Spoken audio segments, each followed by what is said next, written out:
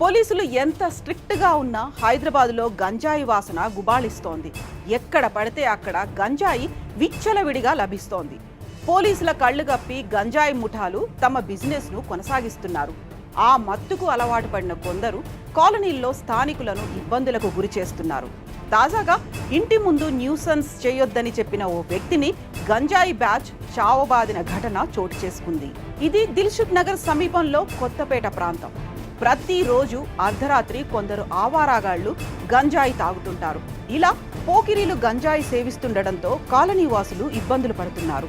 ఈ క్రమంలో తన ఇంటి ముందు గంజాయి బ్యాచ్ న్యూసెన్స్ చేస్తుంటే యజమాని జనార్దన్ కు కోపం వచ్చింది. గంజాయి తాగి గొడవ చేయొద్దని, అక్కడి నుంచి వెళ్లిపోవాలని చెప్పారు. అప్పటికే గంజాయి మత్తులో చిత్తుగా ఉన్న బ్యాచ్ కు కోపం వచ్చి ఒక్కసారిగా జనార్దన్ పై విరుచుకుపడ్డారు. ఇంటి యజమాని జనార్దన్ పై కర్రలు రాళ్లతో ఇష్టం వచ్చినట్టుగా పోకిరీలు దాడి చేసి అక్కడి నుంచి పరారయ్యారు. ఈ దాడిలో జనార్దన్ తీవ్రంగా గాయపడ్డారు. జనార్దన్ పై దాడి చేస్తున్న దృశ్యాలను కొందరు స్థానికులు సెల్ ఫోన్లో చిత్రీకరించారు. బాధితుడు జనార్దన్ ఫిర్యాదు మేరకు పోలీసులు కేసు నమోదు చేసుకుని గంజాయి బ్యాచ్ను అదుపులోకి తీసుకున్నారు.